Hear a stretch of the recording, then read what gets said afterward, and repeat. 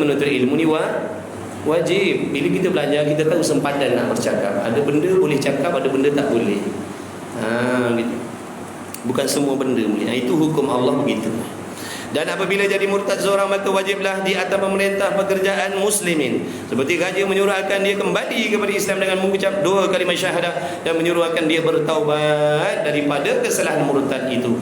Maka jika enggan ia kepada Islam, wajiblah atau umpama raja itu membunuh akan dia apabila sampai tempohnya 3 hari. Kalau pemerintah tak buat macam tu, dosa atas pemerintah. Dosa atas pemerintah. Dan bila maknanya tidak dijalankan perintah seperti yang Allah suruh, kemudian tumbuh macam cendawan orang murtad contohnya, maka setiap tu nanti dosanya ditanggung oleh orang yang memerintah pada waktu tu. Pada waktu tu. Kalau sekarang ni tahun ni contohlah, dalam tempoh pemerintahan dia tu, berapa ramai orang murtad, dia tak ambil tindakan seperti yang Allah suruh, dosa atas dia. Nanti tukar pemerintah lain pula, waktu orang lain pula bertanggungjawab. Begitu. Allah suruh tu sebab hukum Allah ni dah hukum Allah Ta'ala ni ada kegerunannya. Apabila dilaksanakan, Allah Ta'ala akan menimbulkan rasa gerun di dalam hati. Daripada rasa gerun, rasa takut dengan hukum Allah tu lah, menjadikan nanti kita ni menjauhi perkara yang dilarang oleh Allah.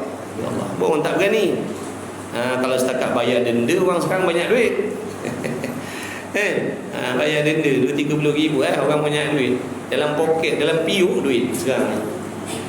Banyak tak banyak, dia tengok dalam media. Buka laci duit, bawah tudung saji duit, dalam piuk duit. Zaman sekarang orang banyak duit. Jadi kalau setakat bayar denda dengan duit, orang tak heran. Siap-siap ada yang tolong bayar. Sebab tu Allah suruh jalankan hukum tu. Adalah sebabnya. Jangan tanya berkesan tak berkesan, kerana yang memberi kesan itu hanya Allah. Usaha kita tak boleh memberi kesan. Usaha kita tak boleh memberi kesan. Yang memberi kesan, keinsafan, takut dan sebagainya, itu Allah, bukan usaha kita. Ni macam kita mengajar, kita ceramah, kita berdakwah, macam sahabat-sahabat kita, tuan-tuan kita yang berjamaah tabligh, duduk dakwah, mereka tak ada kuasa memberi kesan keinsafan dalam hati manusia. Yang memberi kesan insaf, nak mengaji, nak semayang, nak beriman, itu Allah. Tetapi setiap usaha yang kita buat untuk kebaikan itu, walaupun tidak memberi kesan kepada sesiapa, tetap diberi pahala oleh Allah. Tak sia-sia. Sahabat-sahabat kita dakwah sana sini, orang tak layan, contohlah, pahala sampai macam biar. Allah takkan mensia-siakan sekecil apa pun kebaikan yang kita buat untuk bantu agama Allah. Nampak tu, kita jangan kecewa bila kita dakwah, kita ajar orang tak berubah. Jangan kecewa. Tak perlu kecewa. Kalau benar apa yang kita buat itu kerana Allah, tidak perlu ada kekecewaan dalam hati kita, kerana kita yakin walaupun maknanya usaha kita, kebaikan kita tidak dibalas baik oleh orang, tetap dibalas baik oleh Allah. Tapi kalau kita buat baik mengharapkan balasan baik daripada orang, kita pasti akan kecewa. Menyesal aku buat baik. Menyesal tolong selama ni. Kalau aku tahu aku tak tolong, tu nampak tak? Itulah hikmah ikhlas tu. Itulah hikmah kenapa kita ni wajib ikhlas dalam ibadat, supaya kita tidak rasa putus asa daripada nak meneruskan kebaikan. Itu hikmah. Tapi kita buat harap balasan baik daripada orang, harap dihargai, tu segat jalan. Bila buat baik, orang hargai kita terus. Buat baik, orang balas baik, kita terus. Buat baik, orang puji, kita terus. Buat baik, orang cela. Buat baik, orang balas dengan kejahatan. Berhenti dah. Malas dah lah. Sebab apa? Tak dapat apa yang kita nak tadi. Apa yang kita nak tadi? Pujian orang. Tak dapat dah. Penghargaan daripada manusia dah tak dapat dah. Jadi berhentilah, buat apa sia-sia je kita cakap. Mana ada sia-sia? Kalau betul ikhlas, tak sia-sia. Tapi kalau tak ikhlas, memang sia-sia. Memang sia-sia. Amal ibadat, amal akhirat akan bertukar menjadi dunia apabila salah niatnya. Ni kita mengajar, kita mengaji ni. Kalau niat kita kerana dunia, dia tak jadi akhirat, dia tak jadi ibadah, dia tak jadi pahala, bahkan dia jadi maksiat. Kita buat baik, semayang, berhijrah dan sebagainya, nak pujian, nak sanjungan, nak popular dan sebagainya, dia jadi dunia, dia tak jadi akhirat. Na'udzubillah min zalik. Dia jadi dunia, dia tak jadi akhirat. Sebab tu jaga hati kita. Moga-moga Allah jaga hati kita dalam setiap kebaikan yang kita buat. La haula wala quwwata illa billah. Baik. Dan wajib atas yang mengerjakan dan wajib atas yang mengerjakan dosa besar bertaubat. Bertaubat tu wajib. Bertaubat ni amalan zahir ke amalan batin? Bertaubat wajib kena tahu ni, taubat fardu ain. Taubat bukan fardu kifayah. Taubat fardu ain. Kalau dalam Malaysia ni ada 2 juta seorang, 2 juta taubat, kita seorang tak taubat, berdosa. Sebab bertaubat ni fardu ain. Imam kena taubat, Bilal kena taubat, makmum kena taubat, jemaah kena taubat, ahli qaryah kena taubat, mak ayah kena taubat, laki bini kena taubat, anak-anak kena taubat, raja kena taubat, pemimpin kena taubat, sampai ke bawah tu kena taubat semua. Sebab taubat tu fardu ain. Dah tahu belum rukun taubat? Tu yang kita tak nak mengaji tu. Alah, mengaji apa? Aku bukan baru masuk Islam yang nak ajak mengaji ni. Lama dah aku ni Islam dah. Heboh dah ajak mengaji. Sombong. Action. Ujung. Perasan. Perasan tahu, perasan pandai, perasan faham. Hakikatnya tak pandai, tak faham. Bila tak pandai, tak faham, buatlah amal dalam keadaan salah. Kita lepas bayar astagfirullahalazim, taubat dah, alhamdulillah taubat dah. Lepas buat dosa, salli sunnatat taubati rak'atain. Allah. Assalamualaikum. Taubat dah, beres. Senang. Banyak senang taubat. Siapa ajar taubatnya tu? Siapa yang ngajar taubat macam tu? Ambil yang mana taubat? Nama pun semayang sunat taubat. Semayang sunat taubat, tak buat tak berdosa. Yang berdosanya kalau tidak bertaubat. Sembahyang sunat taubat kelakuan anggota, bertaubat kelakuan hati. Nampak tak? Banyak kita yang tak faham ni benda ni. Dia anggap bila buat sembahyang sunat taubat dah bertaubat. Taubat ni dia punya inti dia penyesalan. Mesti ada dalam hati penyesalan. Mesti ada penyesalan. Kemudian ikhlas, taubat semata-mata nak redha Allah. Menyesal melanggar perintah Allah. Azam takkan ulang sampai bila-bila. Andai umurnya 1000 tahun, dia azam, aku takkan sentuh dah benda ni sampai bila-bila. Orang nampak, orang tak nampak, ada peluang, tak ada peluang, aku takkan sentuh sampai bila-bila dah. Tu benda mesti ada dalam hati, azam. Itu kalau dosa seorang. Kalau dosa melibat orang, tambah rukun pula. Kena minta maaf, kena minta redha. Kalau barang orang kena pulangkan ataupun minta halal, kena minta redha. Jadi bila kita tak faham masalah taubat ni, kita istighfar macam tu dah taubat. Imam Ghazali kata taubat ni susah, bukan senang taubat. Sebab tu dia kata aqabatut taubat, gunung taubat. Sebab bukan semua orang boleh daki gunung taubat. Tak semua orang boleh bertaubat. Sebab susah.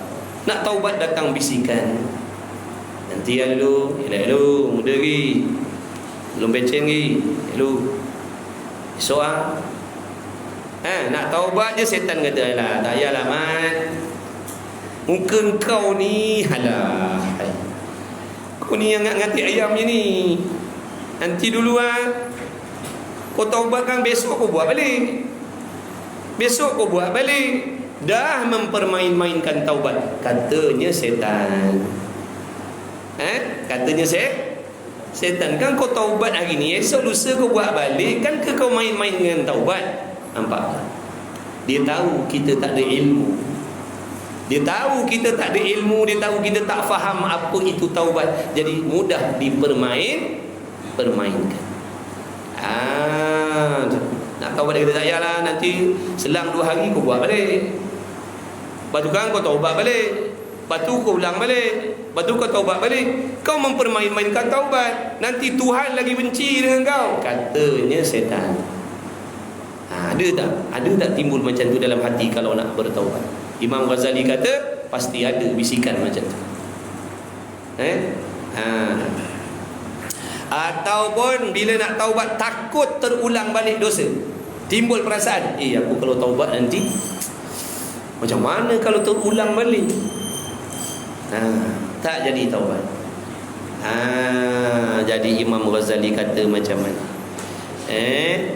Taubat ni bila cukup syarat dan rukunnya, tadi penyesalan, ikhlas satu, menyesal satu, menyesal atas apa tadi? Menyesal atas perbuatan kita melanggar hukum Allah. Kemudian azam tak akan ulang dah sampai bila-bila. Kalau dengan orang minta maaf, kalau minta pulangkan barang orang, gantikan dan sebagainya lah, ada syarat-syarat ni. Bila cukup syarat ni, ikhlas, penyesalan dan sebagainya, itu dipanggil taubat nasuhah. Itu namanya taubat nasuhah. Makna dosa dia yang ditaubatkan tadi, insya-Allah diampunkan oleh Allah. Andai kata, dan satu syarat lagi, kata ulama ada syarat tambahan lagi, dia tidak mengulang balik dosa tu dengan sengaja. Dosa tu dia tak ulang dengan sengaja. Dengan makna kalau datang bisikan mengajak balik buat benda, dia akan lawan. Dia lawan, dia sibukkan diri dia dengan sesuatu supaya dia tak kembali balik kepada dosa tadi tu. Dia lawan, dia berperang, melawan. Andai kata terjatuh balik, dia tidak mendapat taufik daripada Allah, dia terjatuh balik dalam maksiat yang dah dia taubatkan tadi, maka kata ulama wajib bertaubat pula. Dan perbuatan itu tadi tidak membatalkan taubatnya yang dah lepas. Faham tak? Mana taubat yang lepas tu dah okey dah. Dosa yang dulu dah habis dengan sebab taubat dia yang pertama tadi tu. Cukup syarat dan rukun. Maka yang wajib ditaubat pula kali ni dosa yang baru dia buat tadi tu. Wajib juga bertaubat dengan syarat rukun yang sama. Dan orang yang macam ni tidak dipanggil orang yang mempermain-mainkan taubat. Dia tak masuk dalam golongan orang mempermainkan taubat. Tapi setan tadi, nampak tak? Setan tadi dibisik je mana? Kau tak payah taubat lah, esok lusa kau buat balik. Nanti kau taubat balik, kau buat balik, nanti kau dah mempermain-mainkan taubat. Kata syaitan nak memerangkap kita supaya kita jangan bertaubat. Dia menakut-nakutkan kita supaya kita jangan bertaubat. Padahal kata ulama, bila dah ada cukup syarat rukun ni tadi, kau dah bertaubat dah. Dosa kau dah diampunkan oleh Allah. Dan kau kena jaga. Andai kata terjatuh balik, taubat yang dulu tidak terbatal, Allah ampun dah dosa yang dulu-dulu tu. Cuma yang nak kena minta ampun pula dosa yang baru kita ulang tadi. Lepas tu taubat balik. Cukup syarat rukun tadi, menyesal, ikhlas dan sebagainya. Jaga lagi, pantau lagi, jaga lagi, pantau selang 2 minggu, terbuat balik. Maknanya taubat yang tadi itu sah dah. Taubat balik dosa yang baru. Begitulah seterusnya sampai kita mati. Bukan taubat ni sekali, tuan-tuan. Dulu saya pernah dengar orang kata taubat hanya sekali. Itu yang ramai simpan tu. Kamu muda-muda nak taubat dah habis kota dah. Sekali je. Elok tu. Nanti agak-agak dah nak nazak, nanti barulah taubat. Sayang nak guna awal. Ada saya dengar benda macam tu. Dia kata taubat ni sekali. Jadi benda macam tu, contoh Kalau saya termakanlah perkataan tu, terikut perkataan tu, taubat hanya sekali. Katalah kita bertaubat sekarang dalam usia kita muda bertaubat. Lepas tu pada kita dah habis lah peluang dah. Lepas tu jaga, dalam jaga-jaga terbuat balik dosa-dosa dan sebagainya. Saya putus asa dah. Saya akan jadi putus asa. Saya nak taubat, Allah dah tak terima dah. Sebab hari tu dah guna dah. Dulu saya dah taubat dah, makna dah habis peluang dah. Makna kalau saya taubat balik pun Allah tak terima dah. Alang-alang biarlah saya buat benda ni terus. Nampak tak? Na'udzubillah. Sebab tu tanya ulama. Jangan tanya kawan-kawan yang sama waktu dengan kita. Tanya kawan-kawan yang sama waktu dengan kita. Lain nanti kan petua dia. Pada aku kau ni nanti dua. Kita ni taubat sekali je. Kau tahu tak? Mana aku tahu. Iya, taubat ni sekali je. Aku pernah dengar dulu ada orang cakap, dia pun dengar juga orang cakap. Tu taubat. Nampak tak? Taubat ni dia ada rukun.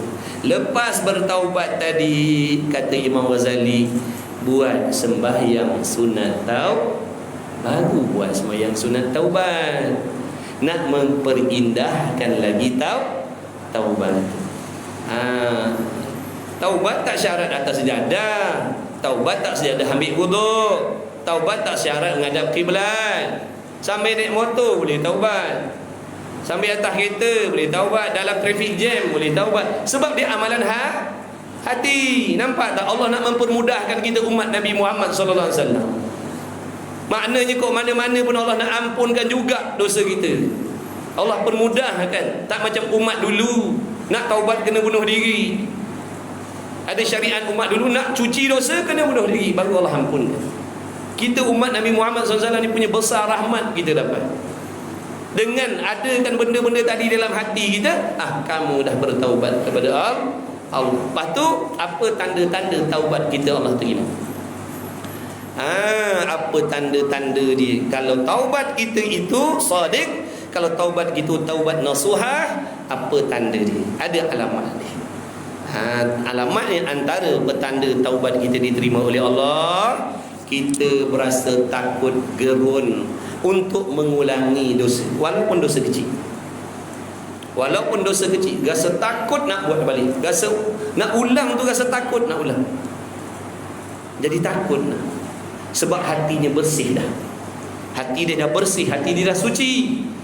Bila taubat dia, Allah bersihkan dosa kita seperti bayi yang baru dilahirkan. Sebab tu dia akan jadi sensitif balik terhadap benda kotor. Terfikir nak buat dosa, jadi takut sebab hati dah bersih. Tak seperti kita sebelum taubat, buat dosa dengan seronok, buat dosa dengan megah, tak ada rasa takut nak buat sebab hati kotor. Tapi bila hatinya dah suci bersih, itu antara kesan, kata ulama, petanda taubatnya diterima oleh Allah. Dia akan rasa takut nak mengulangi sebarang jenis dosa. Takut. Dia akan mikir sebab dia tahu taubat tadi susah. Sebab dia tahu taubat tadi susah, bukan senang nak taubat. Tapi kalau kita faham taubat ni sekadar astagfirullah, astagfirullah, taubat, senang jadi. Sebab tu kita mudah nak ulang balik. Sebab pada kita nak cuci dosa ni senang. Istighfar 2-3 kali. Astagfirullahalazim, astagfirullahalazim, dengan berdengung macam lebah.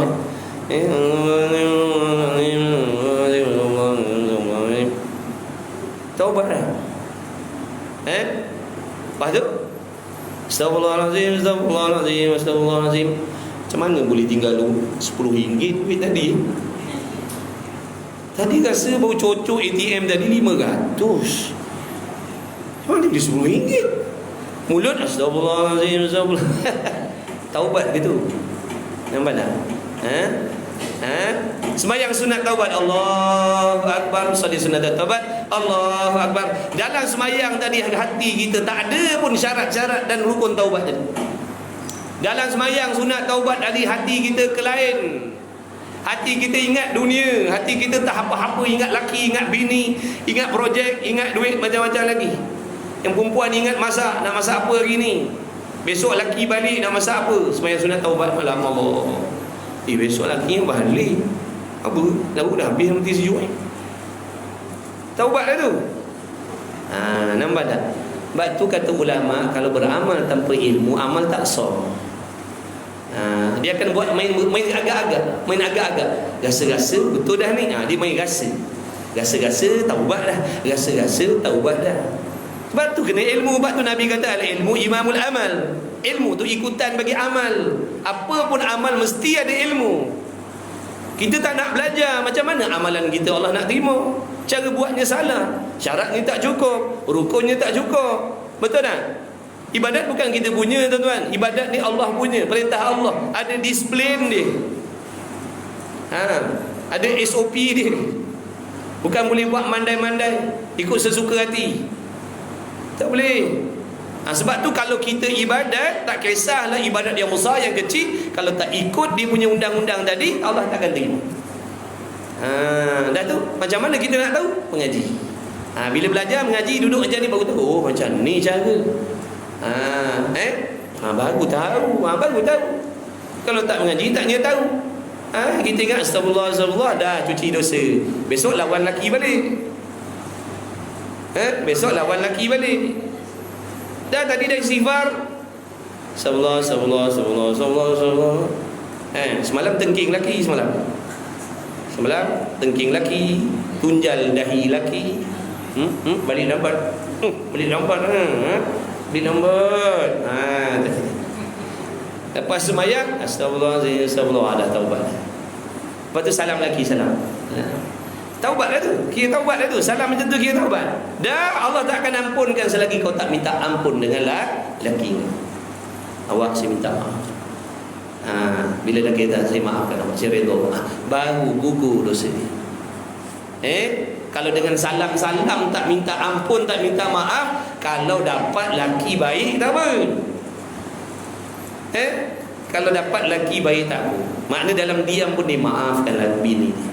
Itu rahmat besar lah kalau ada laki macam tu.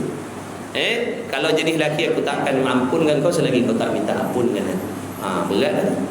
Sebab tu orang perempuan kena selalu minta maaf dengan suami. Awak saya minta maaf. So isteri solehah bukan makna isteri yang tak buat dosa.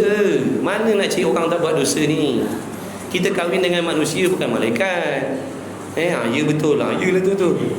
Nampak kan dia menyaut tu? Tapi isteri solehah, dia selalu minta maaf, minta redha dengan suami. Awak, saya minta maaf, saya blok awak punya WhatsApp. Kan dia selalu blok-blok kita. Laki hantar satu tik je. Tutik. Pasal? Satu tik je. Kena blok laki. Dahaka. Jatuh derhaka tu. Tidak menghalang suami masuk bilik ibadat. Orang perempuan kena ngaji kita muhimmah. Dia kata awak saya minta maaf. Kalau dia nak taubat, dia kena minta ampun. Sebab dosa bersangkut dengan manusia. Begitulah juga dosa dengan mak ayah kita. Tak boleh main astagfirullah, ya Allah aku menyesal ya Allah, tapi dengan mak tak minta maaf. Tak boleh, tak cukup syarat. Astagfirullahalazim ya Allah, aku bertaubat ya Allah, dosa lawan suami ya Allah, aku minta ampun, aku azam tak buat lagi dah. Suami ada tercongkok, dia tak minta maaf, tak, Allah tak akan ampunkan sebab dosa bersangkut dengan suami. Nampak tak? Jadi bukan senang nak taubat ni. Tapi bila kita salah faham, ingat taubat tu senang, tu yang kita esok lusa buat balik, sebab pada kita adalah mudah je. Salam-salam settle lah, salam settle. Okay, baca laju sikit. Allah ni kan tak khatam ni kan ni. Baca laju sikit. Tu nak cerita dosa besar. Dosa besar. Dan wajib atas yang mengerjakan dosa besar bertaubat. Cerita sebab pasal taubat tadi tu. Banyak kita yang tak faham tentang taubat. Ini dah bagi tahu dah. Inti dia nombor satu, penyesalan. Kalau astagfirullah tapi menangis, hati tak menyesal, bukan taubat. Tanda taubat terima, Allah terima tadi. Nombor dua, satu tadi dia rasa takut dah ulang. Yang kedua, hatinya melonjak-lonjak nak buat baik. Hatinya riang nak buat baik. Hatinya riang nak buat amal soleh. Jadi ringan, dia nak buat ringan, seronok. Itu tanda taubatnya diterima oleh Allah. Tapi kalau dah istighfar, melalak, berguling, besok jumpa kawan, kau nak tahu tak, si Anu tu laki je, baru ni aku tengok, tak ada rasa bersalah langsung, on terus. Nampak tak, dia mengulangi dengan bermudahmu. Itu tanda taubat yang semalam tu tak sah dah tu. Sebab apa? Dia ulang balik dosa tu dengan bermudah. Makna hatinya tak ada takut nak ulang dosa. Dia buat balik macam biasa. Tu tanda-tanda taubat kita, Allah tak terima. Lepas tu berat nak buat amal baik, masih lagi rasa berat nak buat amal baik. Tu tanda-tanda kata ulama taubat kita tidak sempurna. Adalah tu. Cek balik. Boleh jadi penyesalannya tak betul, boleh jadi niatnya tak ikhlas. Cek balik dah. Kemudian kata musannif, dibalas akan dia dengan azab. Jadi orang yang buat dosa besar wajib bertaubat daripada dosanya, sama ada dosa kecil ataupun dosa besar. Dosa kecil gugur dengan ibadah. Dosa kecil walaupun ada ibadah-ibadah yang tertentu menjadi sebab gugurnya dosa-dosa kecil, kita juga diwajibkan bertaubat dengan sembahyang, Allah ampunkan dosa. Duduk dalam majlis ilmu, Allah ampunkan dosa. Dengan melangkah ke masjid, solat berjamaah, Allah gugurkan dosa. Tapi kata ulama wajib juga bertaubat daripada dosa-dosa. Baik, satu lagi, taubat ni tak boleh kita nak langsam. Tak boleh langsam. Kena taubat satu dosa tu, satu taubat. Kena sebut satu-satu apa dosa kita. Makna dosa dengan mak ayah, taubat satu lagi. Taubat dengan suami, dosa dengan suami, taubat lain. Makna tak boleh kita, ya Allah aku menyesal di atas segala dosaku, tak boleh. Dia kena sebut satu-satu.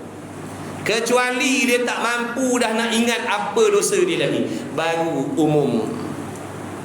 Boleh faham? Bila dah tak boleh ingat lagi apa lagi dosa aku ni, barulah boleh umum, ya Allah aku minta ampun daripada segala dosa-dosa itu, ya Allah. Selagi dia ingat apa dosa dia, dia kena taubat satu-satu. Makna dia kena sebutkan dalam taubat dia tu. Makna dalam taubat dia, contohlah sekarang ni saya nak bertaubat, maknanya saya nak bertaubat dah ni, contohnya saya kena hadirkan penyesalan di atas tiap-tiap dosa itu. Menyesal lawan suami, menyesal mengumpat orang, menyesal sebab dosa lain-lain tu. Boleh faham dah ni? Dosa lain-lain, makna tak boleh nak satu penyesalan. Dan dia kena azam. Kalau dia derhaka suami, dia kena azam, aku azam selagi aku hidup, aku takkan derhaka lagi pada suami aku.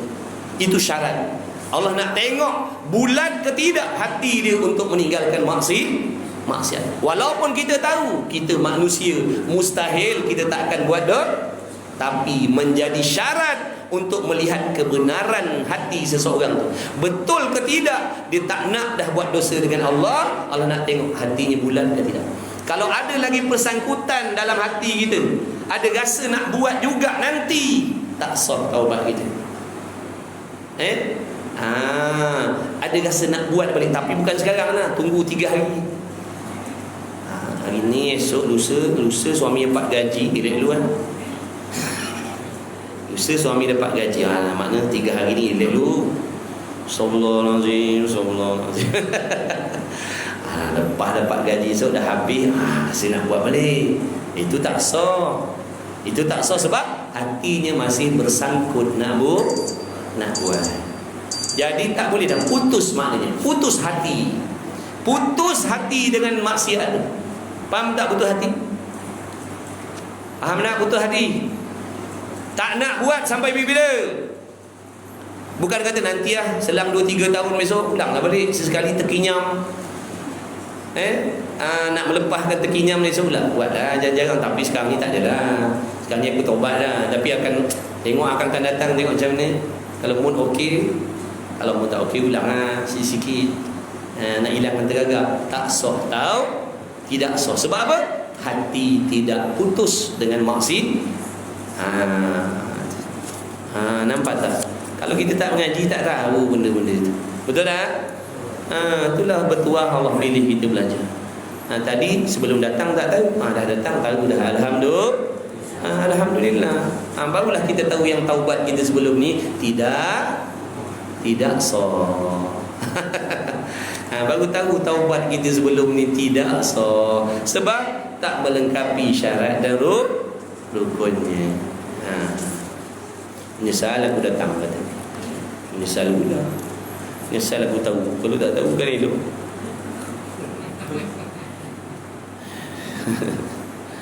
Eloklah tak, aku boleh perbaiki. Itu kalau tak, dosa kita lagi. Dosa kita apa tak ampun. Dan orang-orang yang berdosa itu dibalakkan dia dengan azab yang pedih dan dimasukkan dia ke dalam neraka, wal'iyadzubillah min dzalik. Itu janji Allah. Kecuali Allah nak ampunkan dia. Walaupun dia tak taubat, dengan rahmat Allah, Allah nak ampunkan dia. Itu hak Allah. Itu hak Allah. Dia tinggal sembahyang, lawan suami, dah ke mak ayah, dah aurat, minum arak, berjudi, berzina. Allah semata-mata dengan rahmat Allah nak ampunkan. Itu hak Allah. Tapi adakah kita tahu yang kita terpilih? Adakah kita tahu? Adakah kita yakin yang kita ni terpilih menjadi orang yang dengan tidak bertaubat, tidak menyesal atas dosa, Allah semata-mata nak ampunkan kita? Adakah kita yakin kita terpilih? Tidak ada jaminan. Baik tak payah.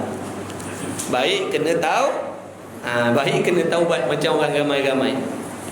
Tak payah nak harap benda macam tu. Walaupun tidak mustahil, walaupun tak mustahil, Allah nak ampunkan. Dia Tuhan. Hukum hakam milik dia, dosa pahala milik dia. Kalau dia nak ampunkan, ikut dia. Tapi adakah kita pasti yang kita ni nanti terpilih? Tak pas. Bila tak pasti, maknanya kita duduk di dalam zon kecemasan, dalam zon bahaya. Jadi jangan, kena taubat. Kena taubat. Dan orang yang bertaubat daripada dosa itu seperti orang yang tidak ada dosa dimula-mula lagi. Maknanya dikatakan seperti bayi yang baru dilahirkan tu, tak ada dosa. Walaupun sekarang umur dia 90, umurnya 80, umurnya 100 tahun, tak pernah semayang sekali pun. Umur 80 tahun tak pernah sujud sekali pun. Segala dosa macam segala macam dosa dia buat. Tiba-tiba dia menyesal, dia bertaubat. Cukup syarat rukun tadi, bersih dia daripada segala dosa. Macam bayi baru lahir. Nisbah tak ada dosa, bukan dia bertukar jadi baby. Nama kan weh, asal bapak kau weh tu berlepas bertaubat. Dah, dia umur macam tu lah umur dia. Maknanya bukan bapak weh, asal bapak weh tu dia berlepas bertaubat malam tadi tu jadi budak kecil tu. Dah. Maknanya tak ada dosa macam bayi. Bayi mana ada dosa, bersih, masya-Allah. Tak ada dosa. Bersih semua. Bersih sungguh. Kerana kalau dia mati, tak sempat nak ulang dosa yang lain, matinya tak ada bawa sebarang dosa. Subhanallah. Hebat. Mudah-mudahan Allah bagi taufik kita bertaubat. Amin ya Allah. Maka dibalaskan dia dengan beberapa balasan yang baik dan dipermasukkan dia ke dalam syurga. Syurga ni apa? Kebun yang ada di dalamnya beberapa nikmat yang tak pernah manusia merasai selama hidupnya di dalam dunia ini. Yang nama syurga-syurga tu tak ada atas dunia ni. Nak cari mana syurga? Syurga yang sebenar-benar lah tak ada dalam dunia ni. Dan barang siapa dimasukkan ke dalamnya syurga ni, saya kekal itu selama-lamanya. Tak mati-mati dah, tak sakit-sakit dah, tak lengah-lengah dah. Tak ada penyakit-penyakit gout, darah tinggi, lemak jantung, kencing manis. Tak ada. Dalam syurga sihat semuanya, baik semuanya, indah semuanya, nikmat semuanya, seronok semuanya. Itu syurga. Dunia ni tempat tak seronok dunia. Sekaya apa pun, walaupun kita jutawan, tak seronok. Tak percaya pergi tanya jutawan tu. Ingat dia seronok. Nak keluar rumah bini tanya, pergi mana? Jutawan. Dia marah kat dengan bini, seronok tak? Seronok nak? Jujur Seronok nak marah dengan bini? Kaya-kaya pun kena tegur dengan bini. Tak seronok. Jutawan. Nak mana tu? Bini dia kata, tak ada tengok selipar tadi, rasa macam tinggal sebelah. Padahal nak jumpa kawan dah tak jadi. Tak seronok jadi orang kaya pun. Ingat seronok ke? Tak seronok. Ada masalah, kaya ada masalah dia, betul? Miskin ada masalah dia, sederhana. Bujang ada masalah, kahwin ada masalah, bini satu ada masalah, bini dua ada masalah, bini tiga ada masalah, bini empat ada masalah, tak ada bini ada masalah. Memang tempat masalah dunia ni. Yang tak ada masalahnya dalam dalam syurga. Kalau kita nak lari di suatu tempat yang tak ada masalah, buatlah amal beramal soleh lah. Kita akan tinggalkan tempat yang penuh dengan masalah ni. Allah akan gantikan di tempat yang tidak ada sebarang jenis masalah, itu dalam syurga. Dunia ni Allah jadikan tempat masalah, kerana daripada masalah itu menjadi penyebab kita boleh dapat banyak ganjaran pahala daripada Allah kalau kita pandai. Kalau kita pandai dengan masalah itu yang akan menaikkan martabat kita di sisi Allah. Bila datang masalah sakit, masalah rumah tangga, masalah kewangan, hatinya sabar, redha, sangka baik dengan Allah.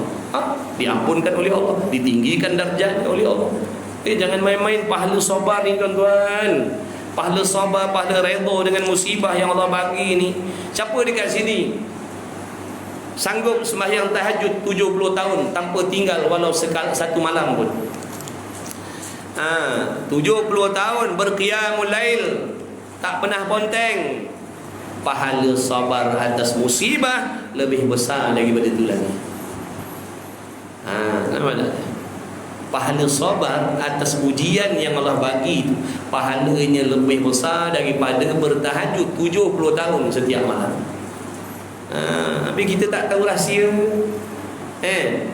Bila Allah uji dengan benda yang kita tak mau, mengumpat Tuhan, jahat sangka dengan Tuhan, dia katanya Tuhan zalim, dia katanya Tuhan tak adil. Bila Allah bagi senang, lupa pula. Allah bagi nikmat, salah guna. Allah tunaikan keinginan kita, kita salah guna. Bila Allah tarik nikmat, salahkan Tuhan pula. Itulah perangai kita. Allah bagi sihat, lupa. Allah bagi sakit, kenapa Tuhan buat macam ni? Kenapa Tuhan bagi aku sakit? Itu perangai kita. Bila Allah bagi sihat, salah guna sihat. Allah bagi kaya, salah guna kaya. Bila Allah tarik harta jadi miskin, salah duk nyalahkan Tuhan pula. Kenapa Tuhan takdirkan begini? Apa salah aku? Nak tanya apa salah pula dah. Tak sedar diri. Tak sedar diri dah tu. Ya Allah, apa salah aku? Kau tak ada buat salah ke?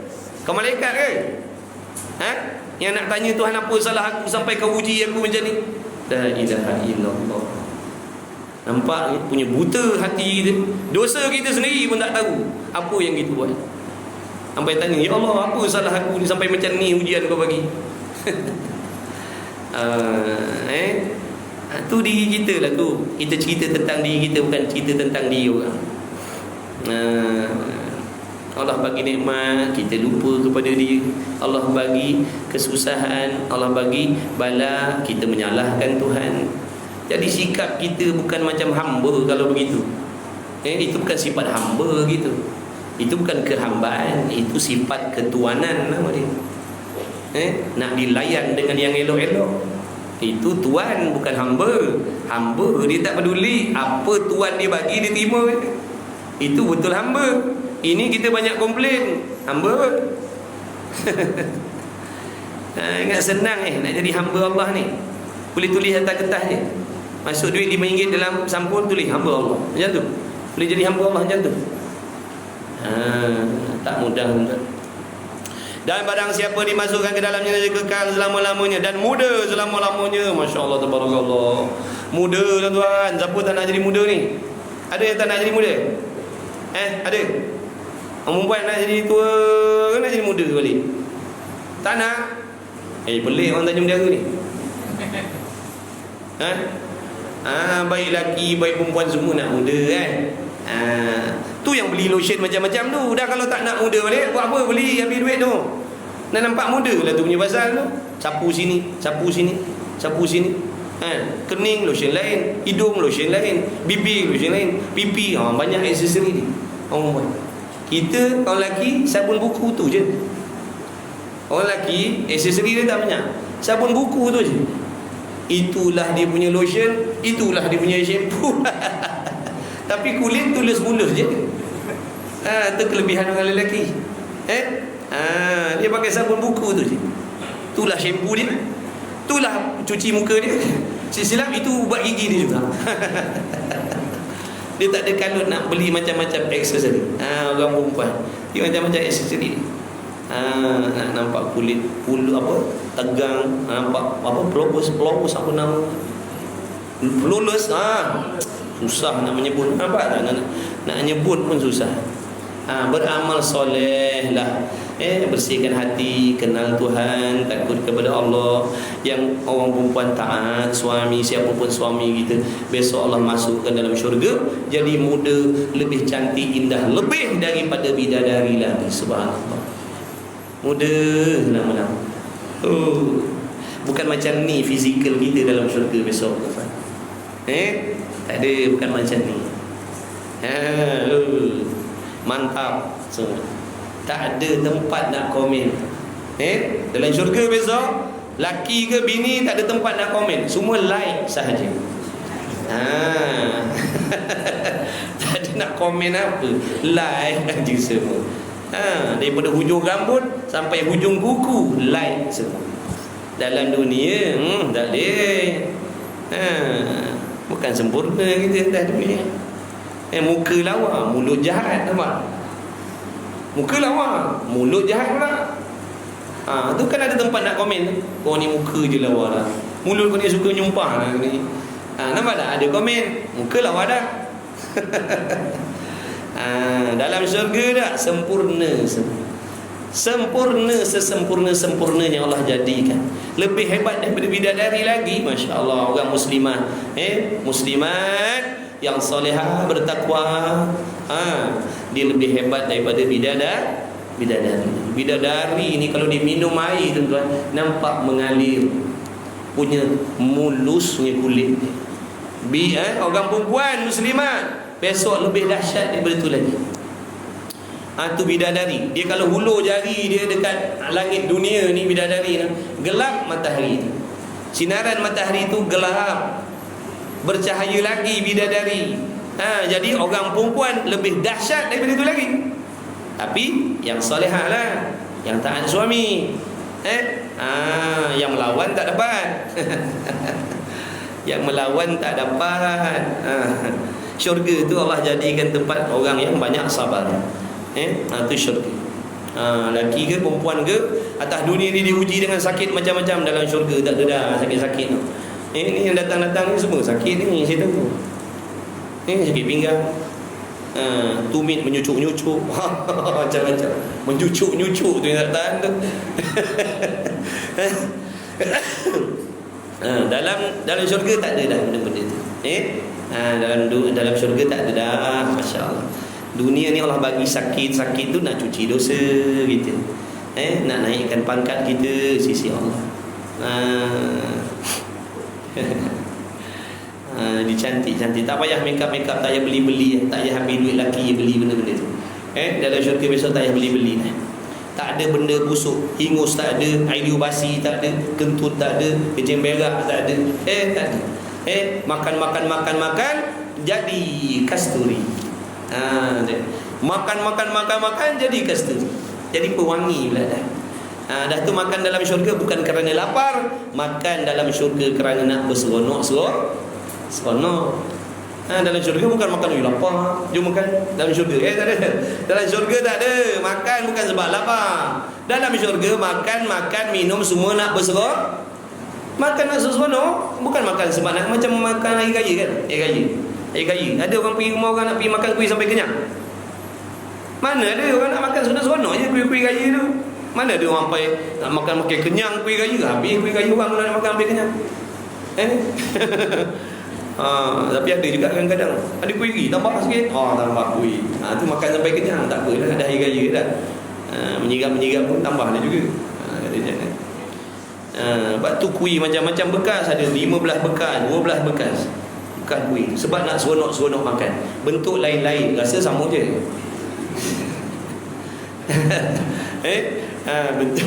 bentuk lain-lain. Ni bentuk aiskrim, ni bentuk kereta api, rasa sama je. Nak seronok-seronok makan. Jadi dalam syurga tempat berseronok, tempat berhibur. Selama mana? Selama-lama. Ada kena semayang? Tak payah semayang. Ada kena mengaji? Tak payah mengaji. Dah buat apa dalam tu? Berseronok. Syurga tu tempat berseronok. Seronoklah selama-lamanya. Sebab kau dah puas sabar atas dunia dulu nak ikut perintah Allah. Sekarang tempat kau nak enjoy selama-lama. Subhanallah. Mudah-mudahan Allah pilih kita semua. Amin ya Allah. Dan bertambah cantik selama-lamanya. Yang perempuan bertambah cantik, yang lelaki bertambah kacak. Gitu. Dan yang terlebih sedap sekali daripada nikmat syurga itu melihat akan wajhullah Rabbul Jalil. Ini akidah kita ahli sunnah wal jamaah. Setiap orang akan dibukakan hijab memandang kepada Allah Subhanahu wa taala. Bukan bermaksud Allah berada di dalam syurga, bukan.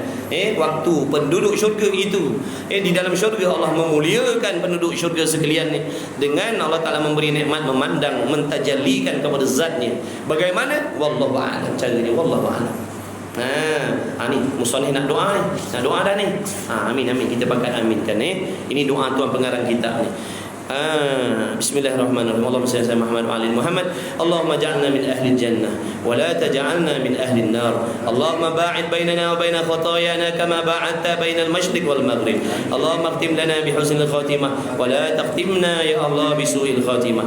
Rabbana atina fid dunya hasanatan wa fil akhirati hasanatan wa qina adzaban nar. Wa sallallahu ala sayyidina Muhammad wa ala alihi wa sahbihi ajma'in. Walhamdulillahi rabbil alamin. Amin ya Allah, amin ya Rahman, amin Rahim.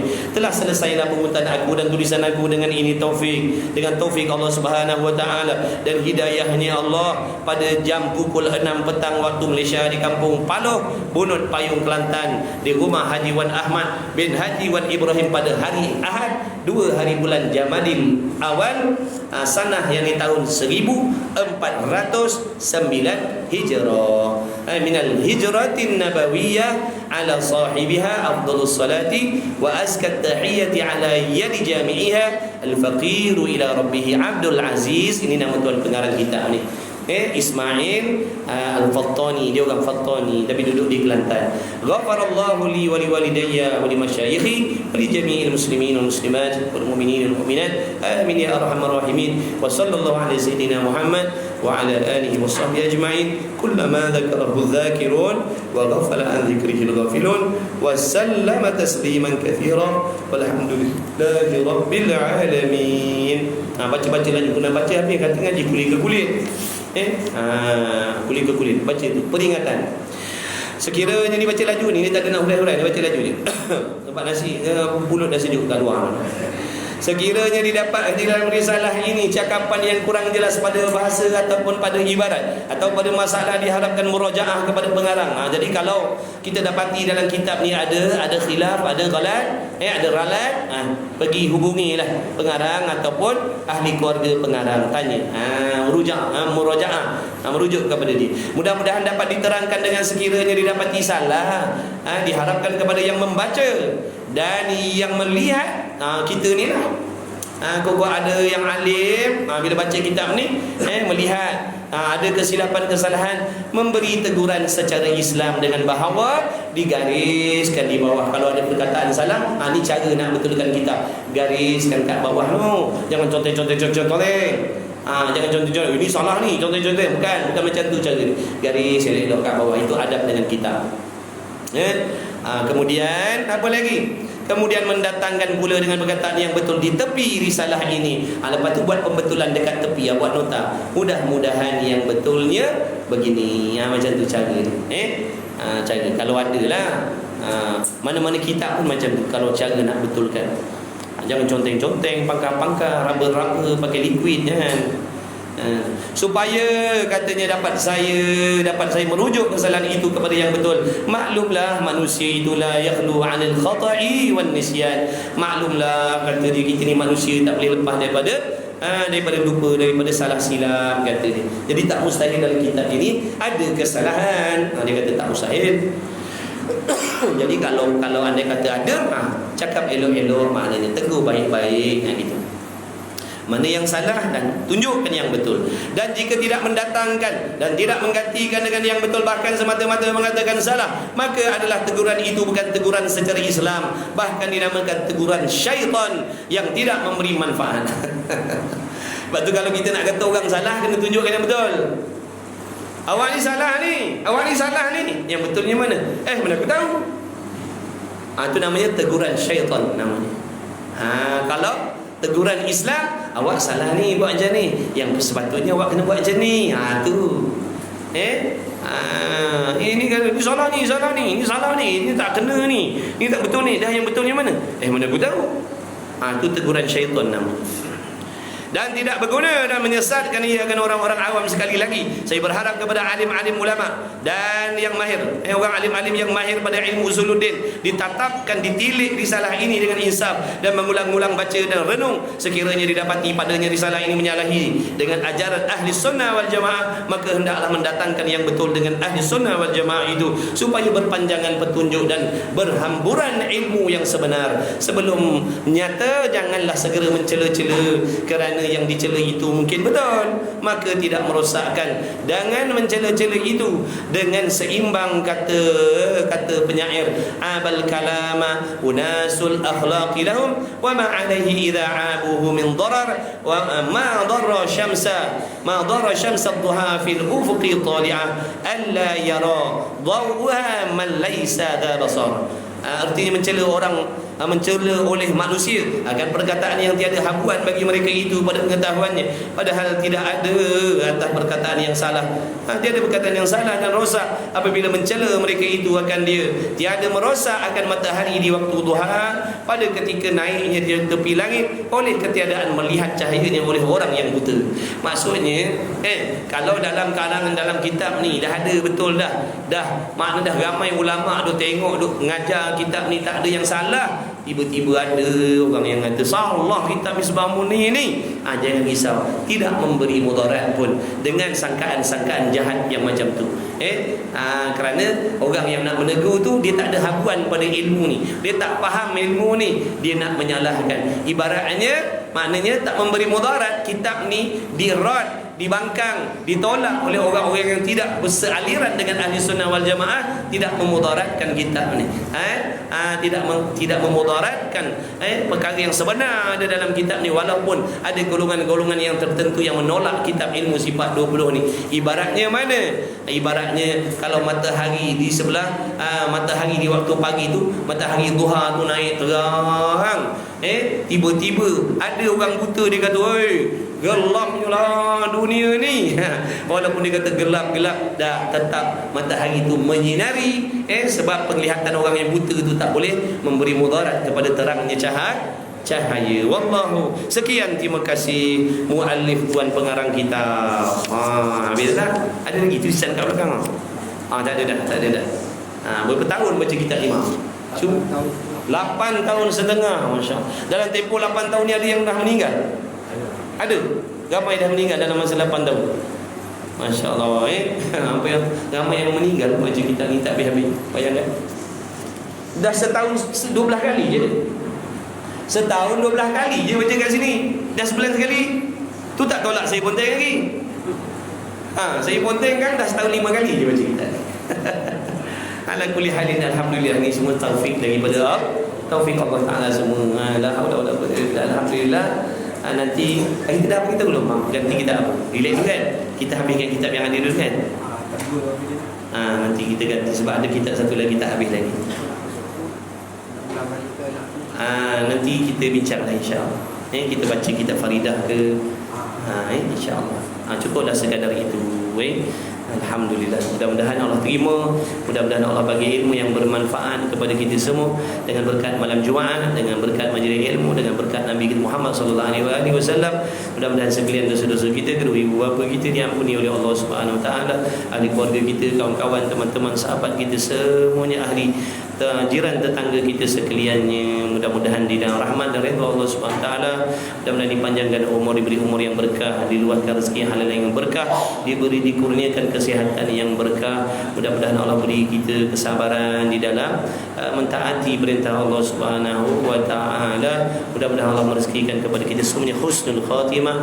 Mudah-mudahan Allah taala merezekikan kepada kita sekaliannya syafaat Nabi Muhammad sallallahu alaihi wasallam. Salah silap saya minta ampun, maaf banyak-banyak. La haula wala quwata illa billahil aliyil azim. Insyaallah bihaulihi wa biquwwatihi jumpa lagi insyaallah bulan depan insyaallah. Bismillahirrahmanirrahim. Alhamdulillahirabbil alamin. Wassalatu wassalamu ala rasulillah. Allahumma rabbana fa'na bima 'allamtana rabbana 'allimna alladhi yanfa'una rabbana faqih lana wa qurbatina fi dinina ma likudri wa sadaqar wa sallallahu ala sayyidina Muhammad. Alhamdulillahirabbil alamin. Taqabbalallahu minni wa minkum innahu taqabbal ya karim.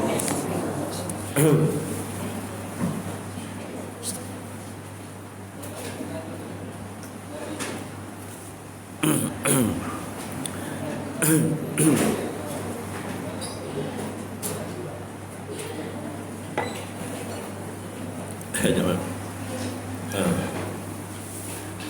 Kang saya bawa balik syalam. Kang saya bawa balik syalam. Ni. Sangkut tu kan.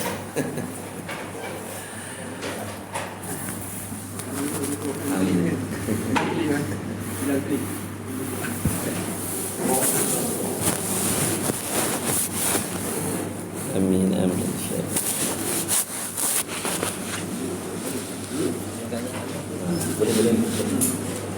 Boleh angkat insyaallah. Bismillah.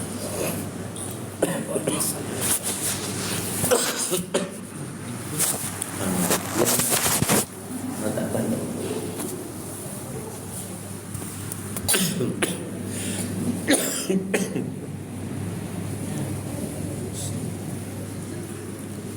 Alhamdulillah.